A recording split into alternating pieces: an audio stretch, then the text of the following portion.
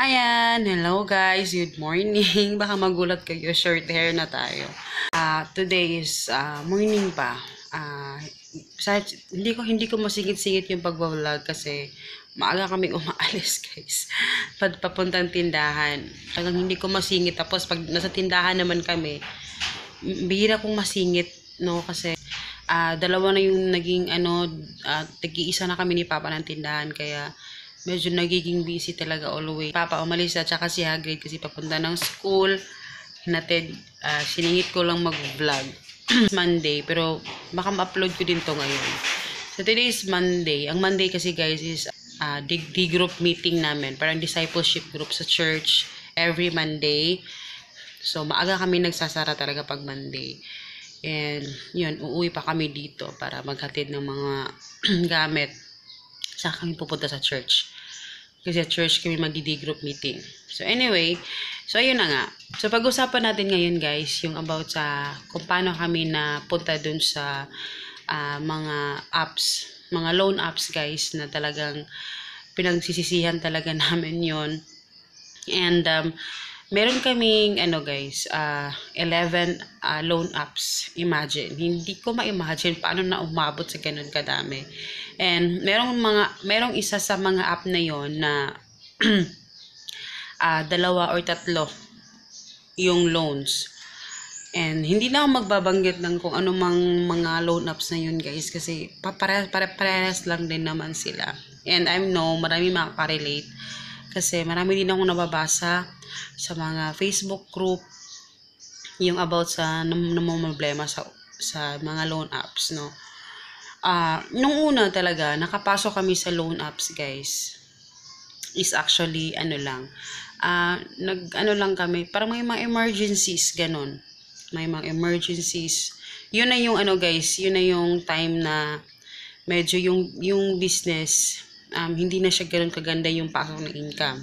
So doon nag-start pa isa-isa hanggang sa, kasi minsan ang nagiging problema talaga is yung sinabi ko na sa inyo sa last videos natin, na meron kaming lagi kaming may mga hinahabol, hindi kami makaano talaga. Lagi kaming may hinahabol na babayaran, ganyan. So nangyayari, syempre nakakautang ka talaga. So ayokong mamirwisyo sa ibang tao. So nag-ano kami sa loan apps. So doon kami natali guys. Maraming naging utang namin, and eto lang yung may advice ko, na wag niyo nang subukang pumasok sa mga loan apps kasi mahihirapan ka na makalabas, especially kung walang stable na income, or merong iba naglo-loan apps, wala namang trabaho, wala namang income, 'di ba?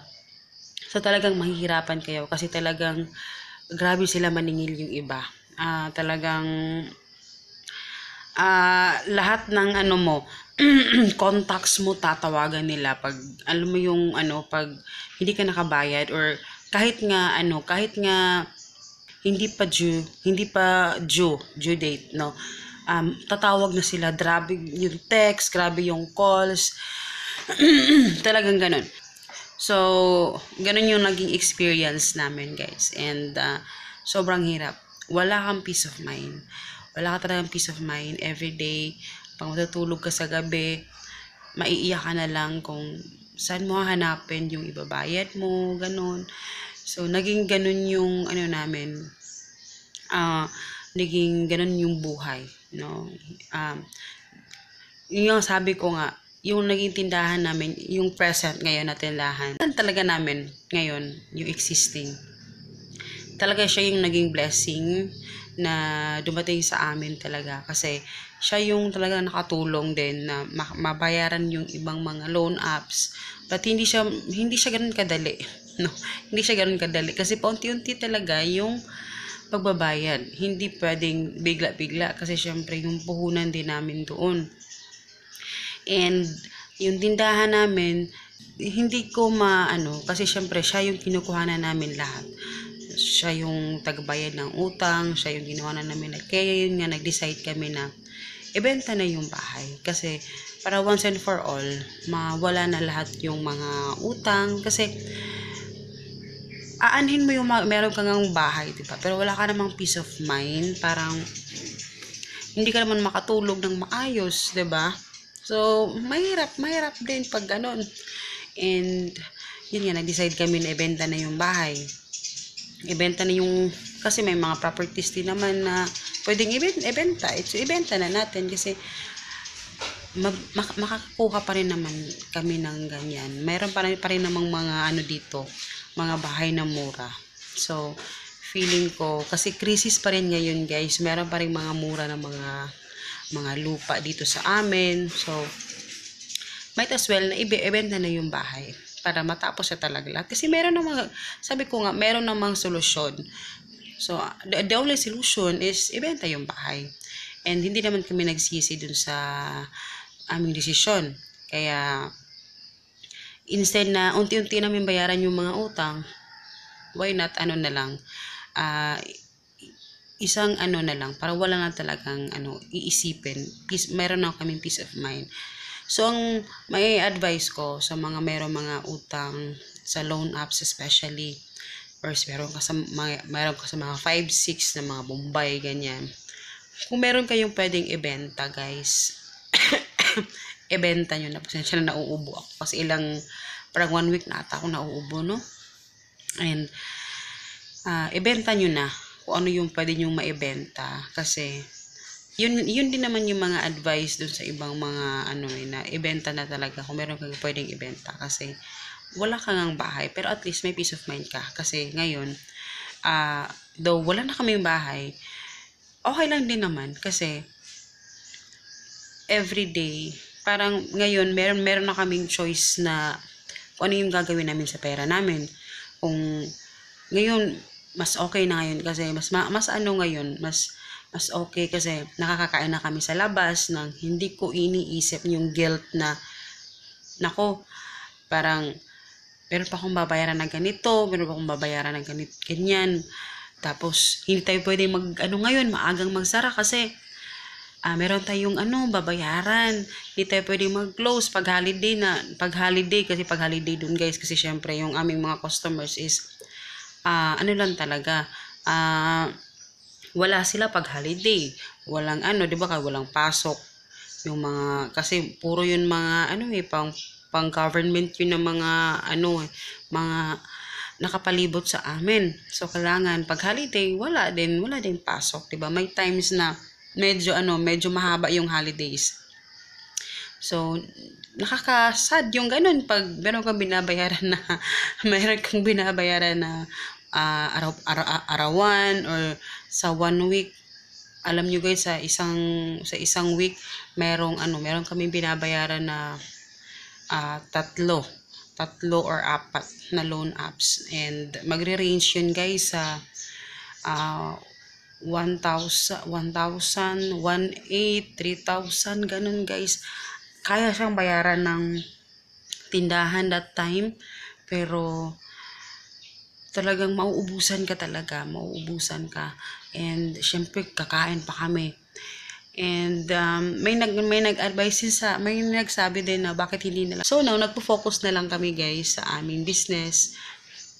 Kung nag-iisang misis namin now hindi na nag-iisa kasi 2 na silang tindahan and ayun, ipapakita ko sa inyo next time yung bagong bukas namin na tindahan guys. Sabi ko sa inyo diba na yung green na tindahan na nagre-rent kasi doon guys, buko yun. So, kami yung kumuha nun. So, nagbukas na kami doon.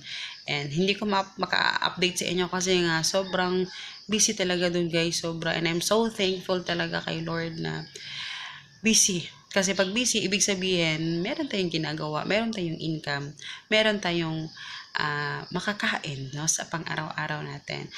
So, ayun lang guys. So, kung meron kayong pinagdadaanan ng mga utang sa mga loan apps,